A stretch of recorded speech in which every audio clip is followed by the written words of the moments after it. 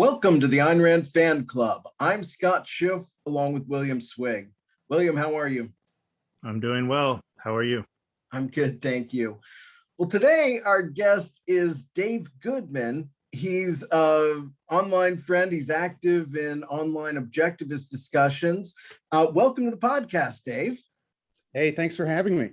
Absolutely. I know you're your own fan, and so we have issues of debate. I thought it'd be good to bring you on. I wanted to start just a little bit about how you became a fan of Ayn Rand. Well, I started reading her nonfiction in high school. I started, I think, Philosophy Who Needs It and The Virtue of Selfishness. And I was just blown away. I mean, nothing in my life had made so much sense until I read Ayn Rand. I mean, everything was chaotic, nihilistic, disintegrated. And then Rand, made sense of the world for me. I was just blown away. I was hooked, and I just dived into the philosophy. Sure. Discovered Yaron, who also, I believe, makes a ton of sense. And that was about, 14 years ago? Okay. That's interesting that you started with the nonfiction, because I started with the fiction in college, and I actually don't meet too many people who start with the nonfiction. Were you always primarily interested in nonfiction? Yeah, I didn't. I do have ADHD, so reading a 1,100-page novel of fiction, I needed something that got to the point, because it was tough for me to read that amount. And I think I read a few quotes of hers, and then I just got into the book. I did start with the nonfiction. I wanted the raw truth, not quite, I guess explained through characters. I just kind of wanted the raw data first. And were you primarily interested in a particular field of philosophy, like the ethics or the epistemology? The epistemology returned me to sanity, because I had been given the skeptic view. My whole family, they're very lefty. Basically, I got there is no reality, there is no truth, and that always bothered me, but I didn't know the counter answer to that. I don't know that. I mean, the epistemology is what really attracted me, and then the ethics, and then how it ties into laissez-faire capitalism. Right. Well, that's great. I think sounds like you started with taking a serious approach to ideas, and that's kind of how I took it in high school. I had a friend who was into atheism, and he kind of started me on the track of taking my ideas seriously, and then that came to fruition when I found Rand in college. And you were religious, right? You had a religious home. Right. I wasn't church going. My parents tried to send me to summer church, but that didn't really work out. But I did go to church occasionally, like on some holidays, but I was raised as a Protestant. My uncle was actually a minister, and my father, he's still, quite religious and believes in God, and my mom as well. So I grew up believing in God and thinking he was watching me, all the time. And so I had this serious view of God even. And, it took a while for me to lose that belief. It actually took maybe 3 or 4 years, but not long after I read Rand, then I decided, well, this was silly, and I became an atheist. I think religious people are, because they're looking for consistency, and they're looking for answers, because religion tells you there are answers, and wrong answers are better than no answers. Whereas the secular left, they just think there are no answers, so why look? So that's why I think maybe a religious audience may, contrary to actually Yaron's assertion, maybe a religious audience would be receptive to a secular philosophy of certainty. Yeah. Yes. Yeah. Even though religion upholds certain supernatural beliefs, I think you're right. They take ideas seriously. And one idea they take seriously is that there is this objective truth, even though they inject miracles into their world. They still believe that outside of them, is this creation that God made. And so it's their duty to understand what God wants them to do, what God created and all that. So it's still a kind of objectivity, but Yes. it's laced with miracles and fantasy. Right, but yeah, there is a solid metaphysics, whereas the secular world, it's just Kantian, a world of appearances, and they mock you for taking ideas seriously, whereas Right. religion, less so. So, and that's all good stuff. I mean, and along those lines, we did a pre-interview, and in terms of the left-right debate, we got to the point where I said, Yaron has said that the left has won and that they've been winning for the past 100 years. He's also said we could maybe go authoritarian in 20 years.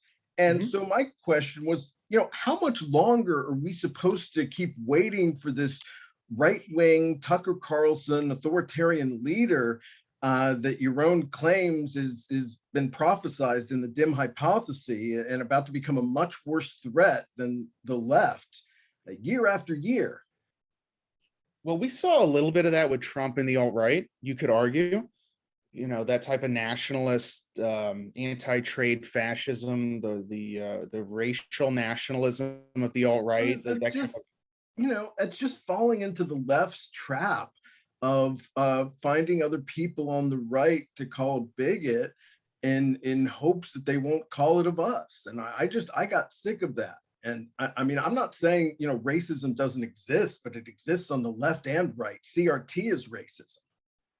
And it's the racism on the rise and the racism that's accepted by institutions. Well, I think they're looking at like 1920s Germany when kind of that leftist nihilism was dominant. And the reaction was a racial nationalism that took over Germany. So that was a right-wing reaction. I mean, that was Peikoff's justification to vote left 40 years ago. But even he doesn't hold to that anymore. But Yaron's kind of picked up on it to be this, we're always in 1920s Germany. So if we want to stop the fascists, we have to just let the Democrats keep winning over and over again. Well, I don't think he doesn't want the Democrats to keep winning. I mean, I think he said on his last show, he wants the Republicans to win the Senate back and the House, to have a more divided government.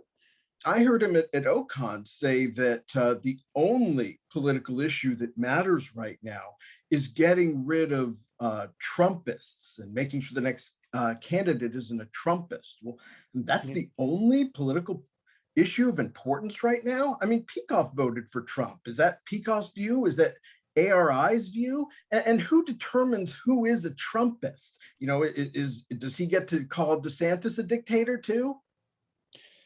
Well, I mean, we don't know why Peikoff voted for Trump. He never really gave an explanation. I mean, I just think we've seen evidence over the years. He started to see the left as a bigger threat. He talks about it in his debate with Yaron, where he says his main reason for being against immigration is he sees it as a Democrat tactic to tilt the elections forever in their favor. He did say that, yes. Though again, just coming from Florida, most of the immigrants there were Republicans. Maybe that's unique to Florida. Yeah, but I mean, not even the point is that is part of why Peikoff voted for Trump, because he saw that happening. He saw, he called the reelection of Obama worse than the Civil War. You can call that hyperbole, but when you look at what's happened with CRT in the wake, I think he was being a little prophetic. And, what I see as more fundamental is figuring out, is Yaron up for the fight, or has he fallen into a similar trap of libertarians and even moderate conservatives who have accepted the leftist sense of inevitable victory and have somewhat given up? Well, I don't think he's given up. I mean, the guy is a fighter. I would never, if you think maybe he's wrong on his prediction, but I don't think he's given up. I mean, the guy's fighting his whole life. All right. Well, here is a clip that made me question him, where a questioner asks Yaron about his comment that when we lose free speech that we have to fight, but apparently that wasn't his quote because he quickly refutes the premise. You say that if we lose free speech is when we have to rebel violently, even if we lose. What if well, not necessarily. When we lose free speech, one option is to rebel violently. The other option is to disappear. It's to leave. That is, if you're going to lose, there's no point in committing suicide. So another option is to find some other way to live, maybe in a different country, maybe in a different part of the world. But fighting to lose is... Doesn't that make sense? I think it depends on what you mean by fighting. It seems like he's saying fighting means, going out there in a war or battle where you have no hope.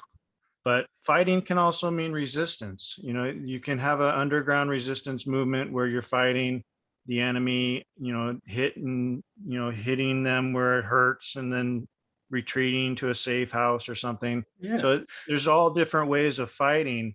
So he's kind of straw manning his opponents. We're not saying fight a losing battle. We're saying fight how you can.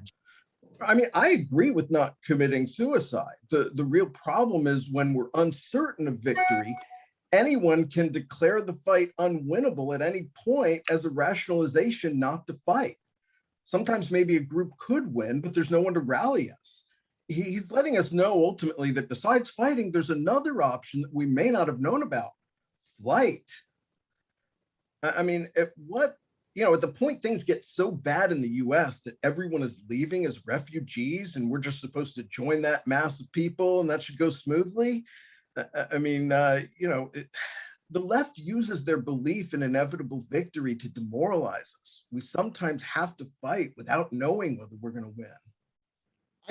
I mean, that's more of a tactical question than like a philosophical one. But I get what you're saying, but I get what Yaron is saying. I mean, if it's, we have 5,000 armed objectivists against, a fascist dictatorship.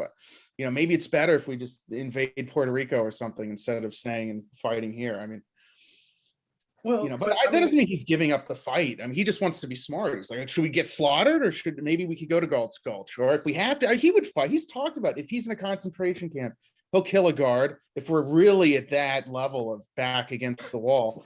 I'm going to try not to make alliances with people before we end up in camps is my strategy. I mean, to your point, I want to say, it's fair when Yaron reads the next part of the question. I didn't want to take him out of context. He does sound like he's ready to fight back if we're driven into poverty. But even then, he starts putting qualifiers on. What if free speech is allowed, but we're all driven into poverty by extreme socialist policy implementations? Then you have to fight them. But how do you fight them? How are you going to fight them? And what's the alternative? Again, what's the alternative?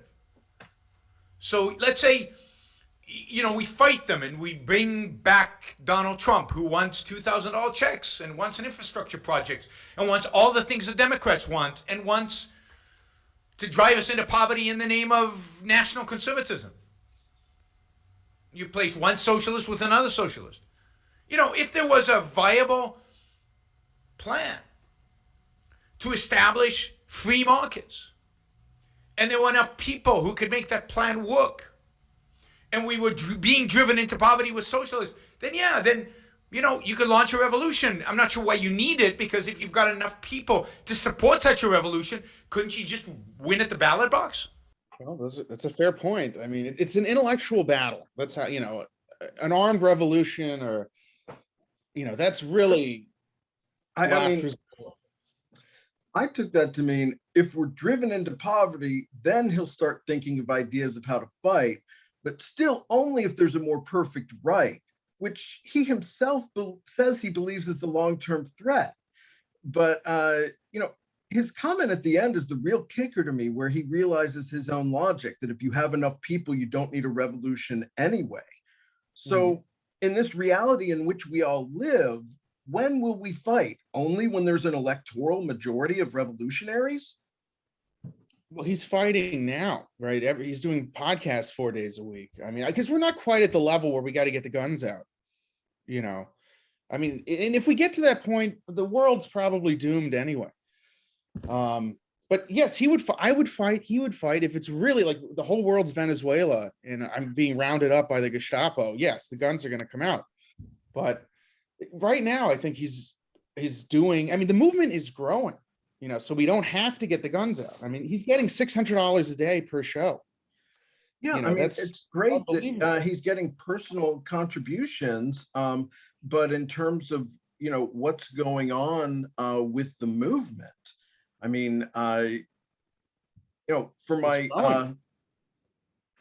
well, I think my that other- the issue Go ahead. here is what we mean by fight. It's like we're throwing this concept around, we're going to fight, we're going to stand up for our rights or whatever. But what do we mean? And I think what we mean, at least what I mean, is we need to begin the fight now by uniting or allying with strategic partners. And I think that partner right now should be the right or the conservatives against the left. And because if we don't unite with some group now, if we don't take a stand on one side or the other now, it'll be too late later. Like you're saying, they'll win and it'll be too late. We won't have any power. So we need to influence the right in order to become the party that we want them to become. Yeah, I think, Yaron and maybe Harry and the guys at ARI, I just think, people like Prager are so despicable. We just can't align with them. And maybe that is wrong. That might be just too stubborn and purist of a view, that it's such a large audience and these people, their orientation is towards liberty, even though there's a religious element. And I think that's a platform like Prager's and Glenn Beck's. I think ARI should be on it.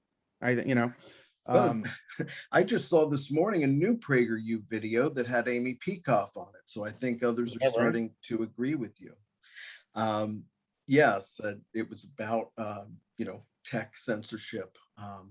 So you can see that. But when I speak of fighting the left, I mean, accepting the full implications of how much worse they are. We've got to quit the libertarian both sides bromides, just saying both sides are equally bad, which is what they're trying to groom you into saying. You have to fight them grooming you into saying which parts of their agenda you agree with and who you must call a bigot to avoid the charge yourself, which parts of America's founding you find troubling. I mean, that's what Rand called the sanction. I also think we need to more loudly celebrate moral bravery. That's moral judgment put to good use. People like Christopher Rufo and James Lindsay that are fighting cancel culture. At a certain point, these lefties don't deserve my public objectivity. I mean, I may privately agree with them about some issue like Trump not handling the post-election that well, but I'm not going to give them the satisfaction to someone who calls Trump and me racist as a tactic or saying I have no place in their future or what have you. And frankly, I'd like to see ARI treat wokeists maybe as poorly as they treat David Kelly and the Atlas Society, for example. Shun them, condemn their own people that talk to them, call them frauds every time they're brought up. Could we at least get that level of, for actual evil? I mean, Yaron is, it's not like, I don't think he holds kid gloves with the left. I mean, he hates them. I mean, it's just because he criticizes both sides doesn't mean he thinks the left gets a pass, right? He thinks they're vicious nihilists. So I actually agree. I actually agree that Yaron is doing some fighting. He does debate left people, and he argues against socialism, and so he's good on those aspects. Yeah. But I think the right is the bigger long-term threat. I know that's where I disagree. I think that he has a distorted view of the right. I think it comes from this fantasy he has of the future fascist coming from the right. But I think if there are going to be future fascists, it's going to come from the left. And I think that our only hope is to ally with the capitalist right and to try to, even if they're religious, just focus on helping them with their arguments for capitalism and try to inject our principles, our egoism, our reason into their like world of belief. That's Andrew Bernstein's view, and I'm sympathetic to it. I think we're probably going to have to make the Republican Party better than go. Yaron thinks we'll have like a third party, or where, objectivism is a third dimension. We need to just, cultivate this movement independent of both parties, but that may be unrealistic. It might be better to improve on the Republican Party, though you could say, look, they chose nationalism over capitalism and individualism, right? So we're not having a huge influence on the right. Yeah. Well, it depends on what they mean by nationalism. You have all kinds of different types of nationalism, and some of it is based on ideas. Like you could have a individualistic nationalism, or you could have a religious nationalism or a racial nationalism. So it kind of depends on which faction you're dealing with in the right or the Republican. Some people are just anti-globalism on the EU socialist model. Well, there's no such thing as individual nationalism, right? It's a collectivist idea. It would be a nation. So a nationalism is just a group, a nation of people, and it's you form this group based on whatever ideal you have for that group, and that ideal can be individualism. It can be individual rights. It could be, or it could be God. It could be faith. It could be whatever. So I see nationalism as just basically a broad concept of how what you organize a group around. Well, I see it as putting the nation above the individual. I don't know any nationalist individualists. Trump was not an individualist, right? I just only compared to the left.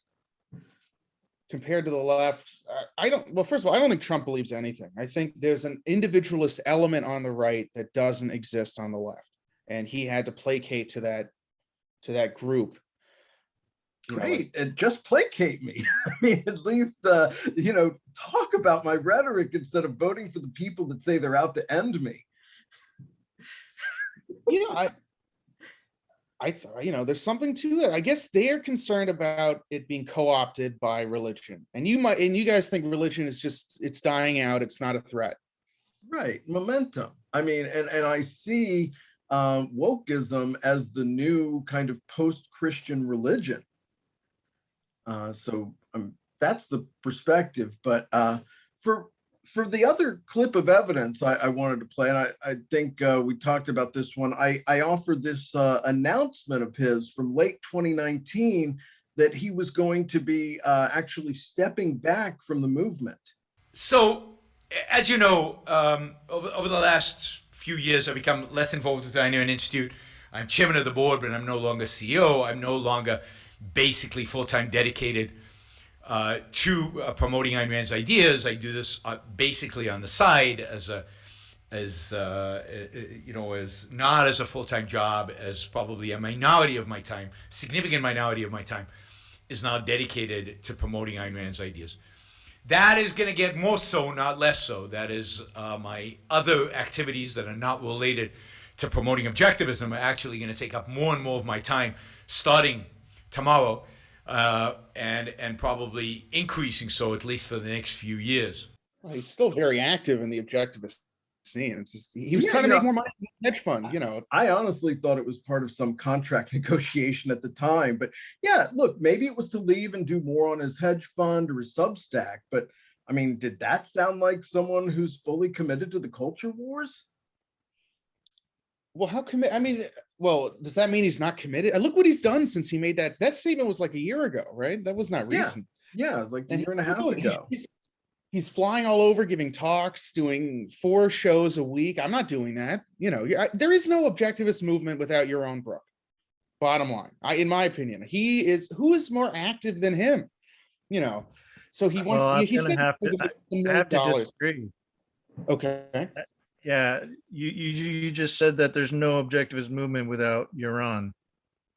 So yeah, I mean, can we focus on that, because to me that's not true. There was an objectivist movement before Yaron, and there will be an objectivist movement after Yaron. He is not the objectivist movement. He's part of it. He's a big part of it because he was the leader of ARI. But there are other organizations devoted to spreading Ayn Rand's ideas. And that's what the movement is. And so you have Craig Biddle, you have David Kelly, you have Stephen Hicks, you have all kinds of philosophers, Greg Salmieri, you have Onkar, you have a whole bunch of different individuals spreading Ayn Rand's ideas, and that is the movement. I think those guys are on the back burner. I mean, Yaron is the thrust. No one is more out there, more active than him. I mean, is Greg doing 4 shows a week? Is Craig Biddle doing 4 shows a week? Well, he may not be doing 4 shows a week, but Craig's Ayn Rand video is one of the most watched Ayn Rand videos on YouTube now, with millions of views in just months, more than any, much more than any single video of the Ayn Rand Institute. So, Agreed. It's not just your appearances. Well, I think in terms of activity, I mean, who is Craig Biddle debated? Is he flying all over the world debating people? No one is. Greg Salmieri, Onkar Gotti. No one does debates except your own. I mean, debates are one thing, and it's good. I mean, Peikoff was doing debates with John Ridpath in 1984. I mean, the Fountainhead essay contests are okay too. I'm just looking for some new and creative and disruptive ideas, frankly. Let's ask, what do you mean by the objectivist movement? Because if you mean just an objectivist going out debating, then yeah, Yaron's probably the most prominent person doing that. But if you mean people going out spreading Ayn Rand's ideas, then maybe Onkar is the biggest person, because he's teaching Ayn Rand's ideas at the Objectivist Academic Center to people who want to become new intellectuals. So I would say Onkar or David Kelly or Craig, who are actually teaching the ideas in courses, they are the movement. They are the center of the movement. Stephen Hicks gets invited on Jordan Peterson when he wants to do like a deeper dive into postmodernism. He never brings up Ayn Rand with Jordan Peterson. I mean, I don't know that he necessarily has to, but if people look him up, they can see what he's affiliated with. You should be. I mean, if he wants to spread objectivism, he's on the Jordan Peterson show. He should bring up objectivism. Yeah, I would take Stephen Hicks off, because I think he focuses on other aspects. He's more interested in postmodernism. Well, he's an objectivist that's making waves in the culture. So, I mean, to be fair, Yaron is still trying to get on with people like Jordan Peterson and Joe Rogan. But even Yaron, he doesn't always talk about objectivism. So when he goes on certain debates, he's debating them on like against socialism, or he's promoting capitalism, which is part of objectivism, but he's not necessarily always pitching Ayn Rand's ideas. Well, but who else is out there promoting radical, consistent capitalism? It's him. And when I talk to some what they call normies, they say, "Oh yeah, I saw Ben Shapiro, this guy Yaron Brook, and he's becoming a more, not quite a household name, but he's getting more mainstream. People know who he is." I think the activity he puts in. I mean, guys like Onkar or Greg in the OAC. I mean, that's crucial as well. But we need popularizers. We can't have these dry, tedious intellectuals with no charisma, right? I don't think that's how you really spell a movement. Yeah, I agree. I'm for getting rid of some of the intellectuals and replacing them more with marketing people.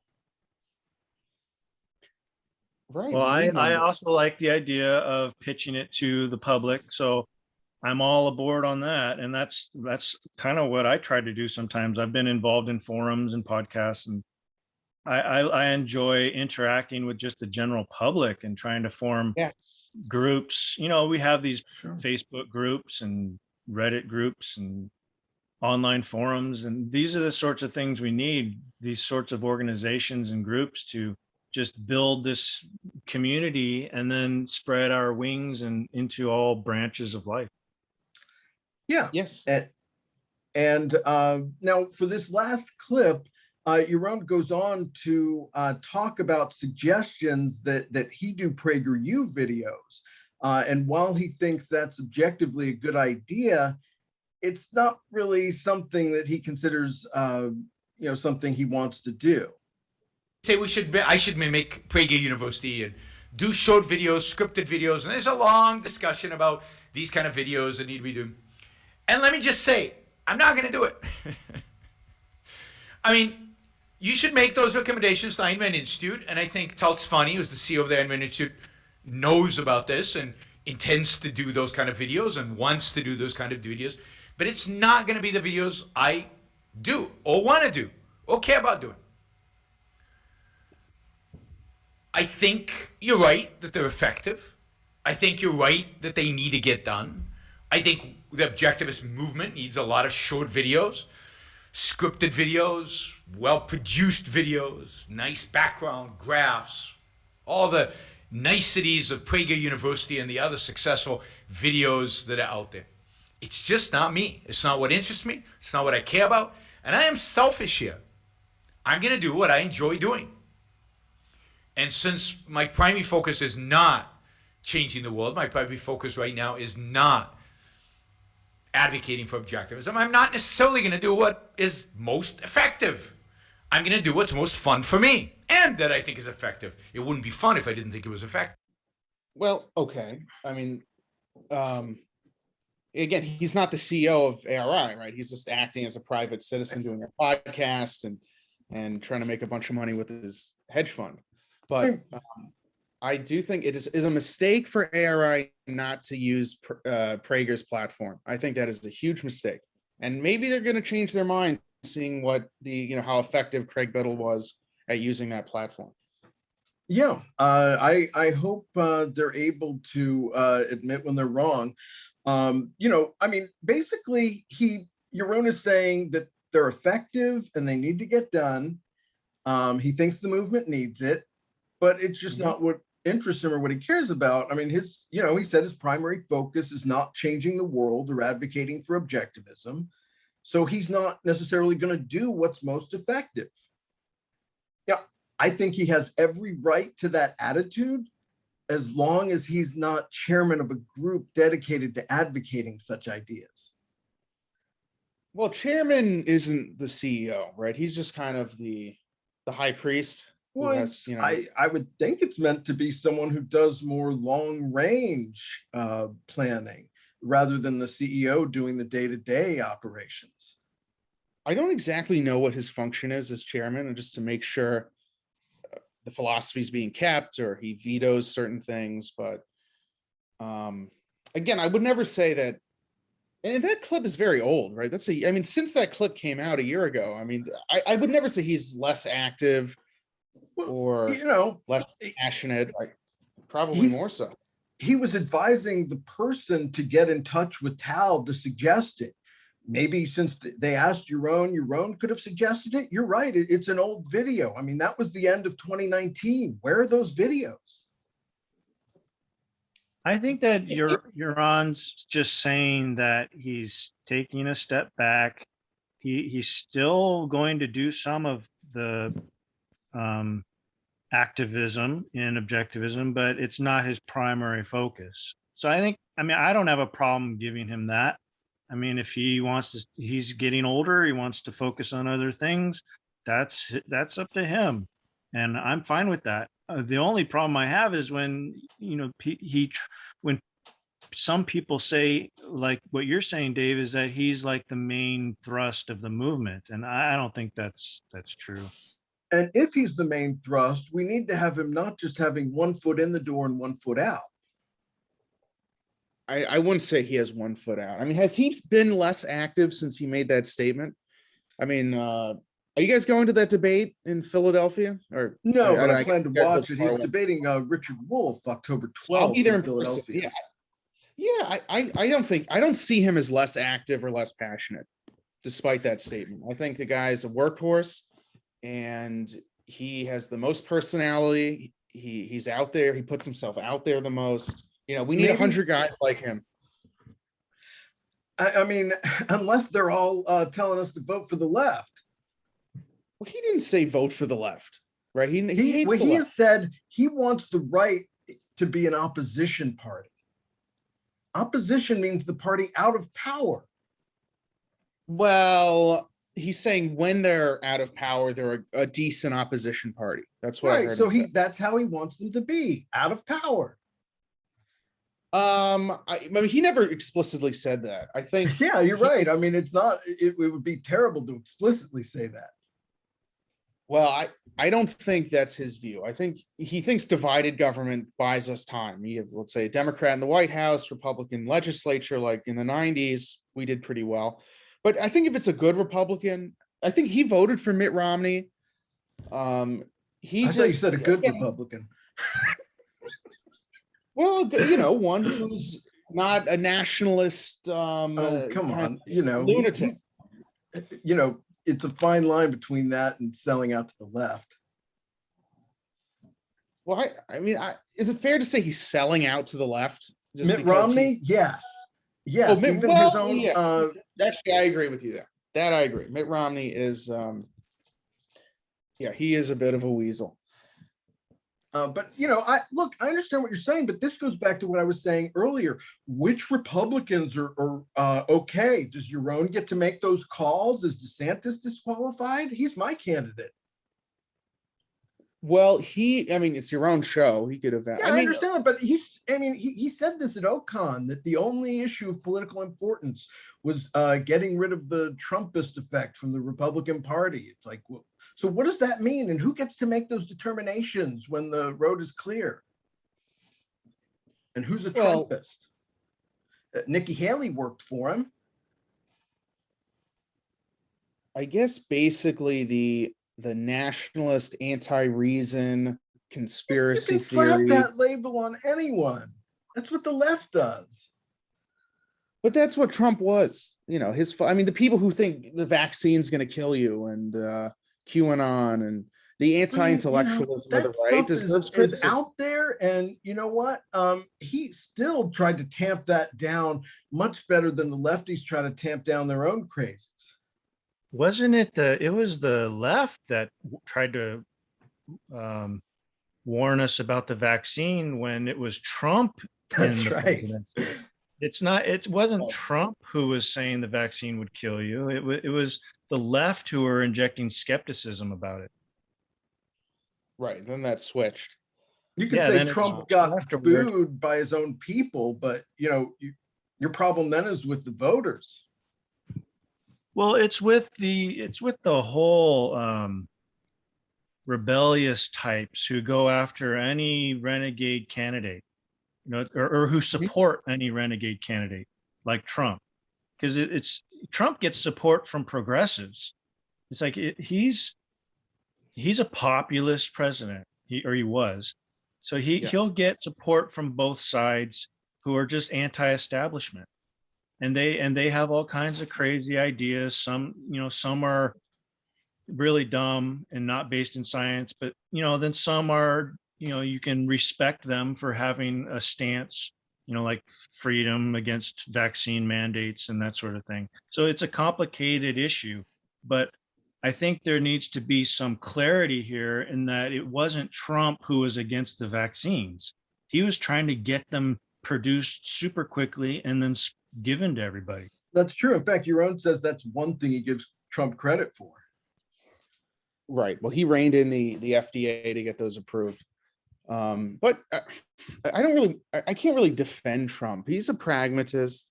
I would defend Trump compared to Biden.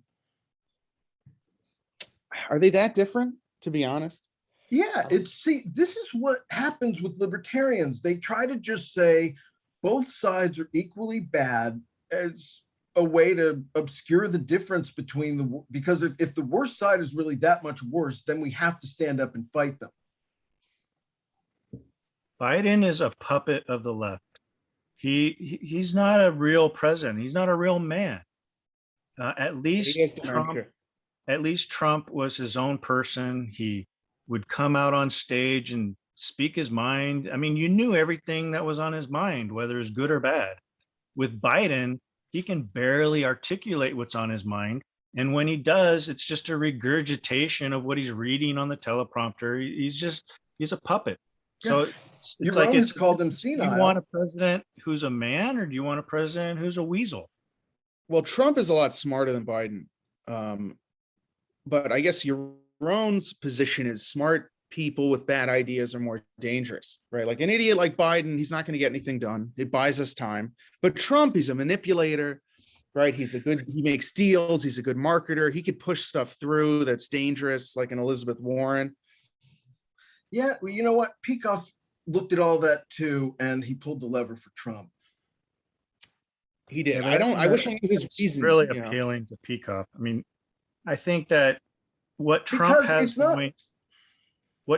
going for him is that he's his own person. He's an individualist.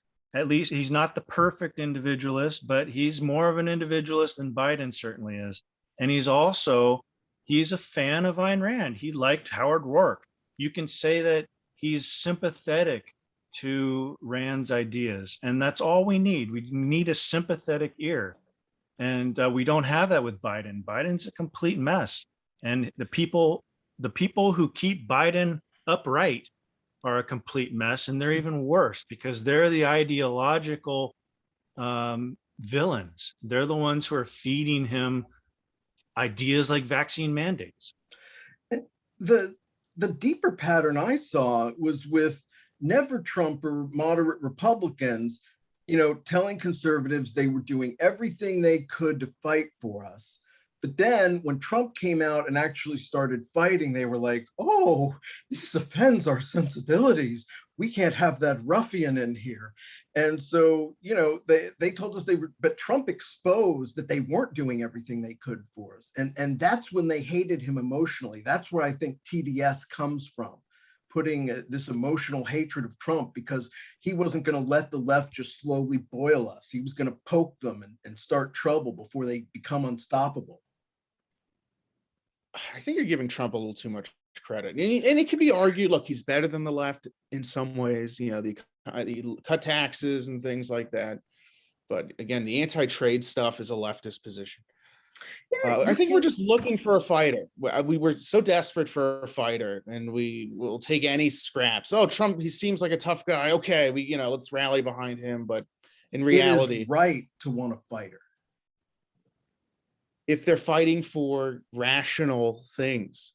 No, you have to start as a fighter before it even matters what you're for, or you're not doing anything about it, and it's just rationalism. Well, I mean, you could argue, like Yaron said, it's too early for politics. We're going to need 50 years of objectivism in the culture, and then we'll get, Oh, that was a great argument 40 years ago.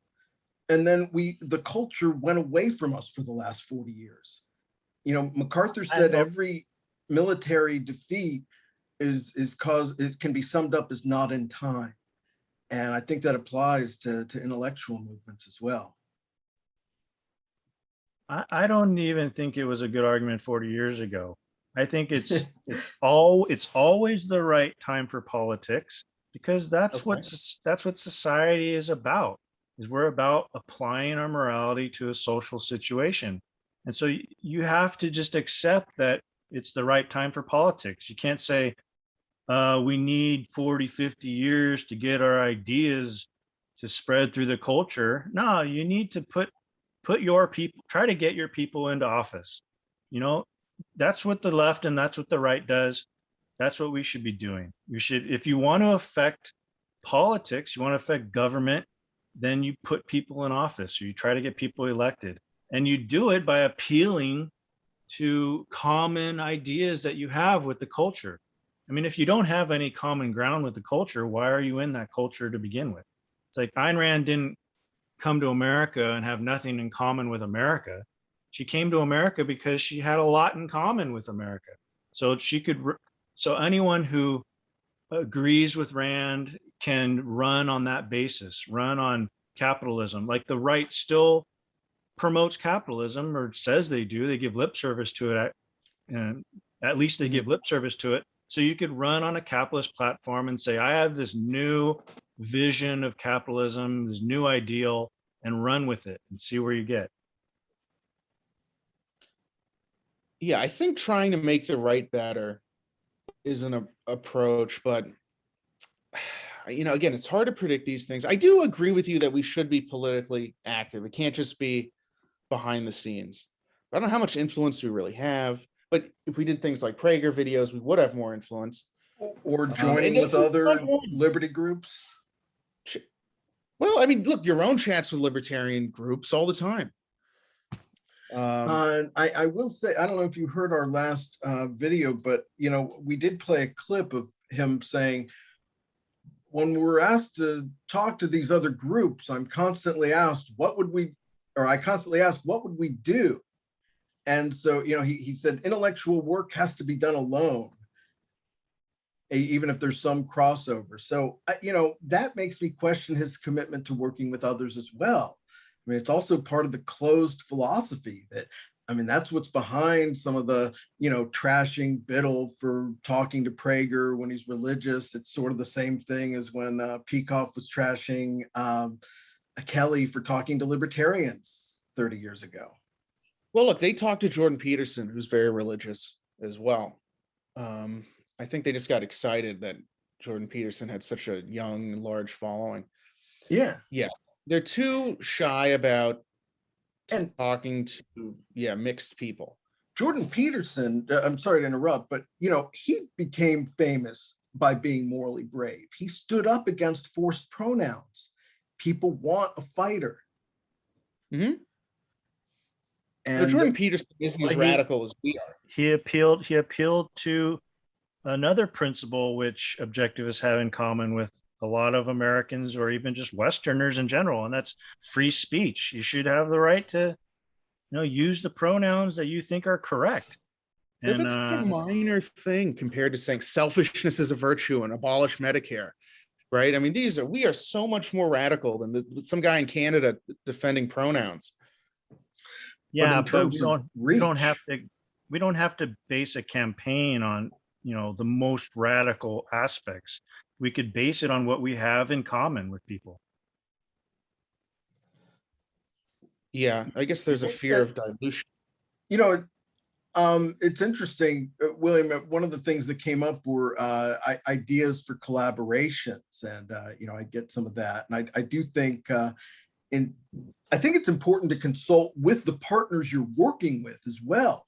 What do they see as important issues? What are their people passionate about? And how can we integrate that with what our people are passionate about? How much can we ask out of the average person? These are questions that come up once you start getting your hands dirty, really trying to affect cultural change. Well, again, specifically, what do you want to see Yaron do? Just go talk to Craig Biddle more, or go to, work with Jordan Peterson more? Yeah, I want to see partnerships with just about everyone at Freedom Fest to the extent it's possible. The ultimate truth is you can decide how nice or mean you want to be to somebody based on, I always like to joke that we should, promote objectivism like we're promoting it to an attractive woman, because there will tend to be maybe a little more understanding if she says something like she's religious, or, without immediately condemning her and making her renounce her God on her first day. Right. But, and just having that kind of attitude with people from all sorts of different groups, instead of just going in there and telling them that we expect all of them to become objectivists, is the first step in working with us. Yeah, well, like with Craig's interview with Prager, it's like people criticize him for not going after religion enough, but you have to look at the context that this is a new audience, a religious audience, and if he's overly aggressive, it's going to turn people off. Right. But they would say, we're going to say the truth. If it pisses people off, let them go to hell. It's not like they're never self-censoring or doing things. When I hear Yaron say things like, this country was founded with sin, I mean, that's not, standing up and saying the truth at whatever cost. That's something you say to kind of make sure the CRT people don't think you're a racist. No, I think he's just being honest. I mean, there was some sin, and he's being objective. I don't think he's afraid of the CRT people. Yeah, you can, but I mean, you can be objective and focus on whatever you want. I'm saying that's what they're trying to groom us into, of saying, hey, this country was founded with sin. That's why, we need these redistributive programs. Don't fight us too hard on it. And we won't call you a bigot this week. I think Right. that a lot of things can be said in a debate or discussion, and we can't focus on just certain things he says about America, because he also says a lot of good things about America. I mean, he's here for a reason. He immigrated here. So I think what we really need to focus on is that how do you form friendships with people you can work with? You don't begin by criticizing every little thing you find wrong with them. You kind of introduce yourself and tell them what you're about and what you like about them. You find value in them if you can, and then you form the friendship based on your shared values. And that's kind of what I think we should be doing with the right, because as individualists, I don't think we have any core principles in common with the left. The left is basically subjectivists, and they're collectivists, and there's no working with that. You can't form a friendship based on that. I kind of agree. But Yaron was saying they're pro-reason, they're pro-science. I mean, these are, the most they're educated nominally people. They claim to be, but in fact, you've got these woke professors that claim to be champions of reason and science, but they've also got these scientific studies showing that socialism is the best system for prosperity, or that white people those are evil. really evil, corrupt people. But I guess he's talking about the Steven Pinkers, the Sam Harrises. I mean, look at New York City, where I am. It's very affluent, highly educated people, and he thinks that's when you want to change a culture, those are your target audience. It's not blue collar guys in middle America. Then you could call that elitist, but he thinks that's where the change is going to come from, and maybe he's wrong on that. Okay, that is objective of you to just be able to see it like that. And I think you've been relatively objective the whole time, and pretty, good natured to be putting up with my endless barrage of criticism. No, it's good. I want to be challenged. I'm open to the other perspective. I want to say something about the left. Go ahead. Where their reason leads them. If their reason leads them to determinism and environmentalism and wokeism, well, then it's not really reason. It's fake. It's like pseudo reason, or it's like flawed, very seriously flawed reason. Mm-hmm. I would point out that Onkar and the people at ARI just did a podcast yesterday or the day before on Peter Boghossian's resignation and the collapse of academia. And Onkar was saying that originally ARI thought that the best strategy to change the culture would be to put people into the universities. Mm-hmm. But now they're more skeptical about that. And some at ARI don't even think it's possible to do that. So they're admitting that their strategy for the last 20 years was all wrong. I give them credit for that. I give them credit for that much more. I actually heard some objectivists say that we still should spend another 40 years in academia, which is ridiculous. So the culture will be gone by then, even by your own estimates. And so, in regards, go ahead. I just think we need to be much more disruptors, looking for alternatives to the existing systems, be it in academia, even in sciences to some extent. Well, like Yaron, at least to Will's point about, okay, the left's reason leads them to determinism and collectivism. Like Yaron mentioned, politics isn't primary. His view is, look, these are productive geniuses in Silicon Valley and Wall Street. They get the politics wrong, but they're the way they live their lives is heroic, and that's where all the brain power is. And but I also am sympathetic to saying, like, maybe academia really is a waste of resources to get into. You know, we have the internet, you know, and that could break the stranglehold of the universities on the intellect. You know, why what we have a cost of entry, barriers to entry is zero. You know, why do we need to get people into universities? Though I guess you could say, look, we've got Tara Smith, we've got Greg Salmieri in tech. Again, there's no formula for this. You know, it's like, do we do universities? Do we do the internet? You know, right? What's the right answer? I don't know if anyone knows. I'd like to see the goal be just simply to spread Rand's ideas and go where people are listening. And that would include institutions, schools where they like Ayn Rand or want a program devoted to her ideas or her novels, but it would also include any general public group that's interested. You go talk to them, which is what a lot of objectivists do, including Yaron. So, but I'm thinking that the ARI's purpose needs to be more focused. See, they seem to be focused on trying to change the culture. And so they come up with all these speculative theories on how to do that. But really, it just should be to spread Rand's ideas to whoever's listening or whoever wants to hear them. Yeah. And that should be the focus. Well, Yaron's been great at that. He's got like, what, about 30,000 subscribers? I mean, it should be more than just him. Especially with, you know, every one of those intellectuals could be going out there and debating other people. Right. They don't want to. I mean, because they're low energy. They don't have stage presence. They're not very charismatic. I mean, if we're going to be honest. That I know that's fair. I appreciate your honesty about it. I mean, you know, I knew a guy that worked in the news, and I mean, they would send these people to specific training to get better. Mm-hmm. And some of that goes on. I mean, they're doing that. They get media training, but they should also just get practice. I mean, they need practice. They need to go out and talk to people. So you need to put all these new intellectuals in front of groups, and some of that is happening at OCON and stuff, but they need to be in front of hostile audiences. So if only a select few get to go out and engage with the public, then that's a problem. There needs to be some system or process where the new intellectuals are being groomed to go out and like talk to people just on the street. You know, that's a good point. It should be more that than being groomed to getting a PhD. Right. I think that's right. I agree. Well, this is great. We're actually ending on a point of agreement.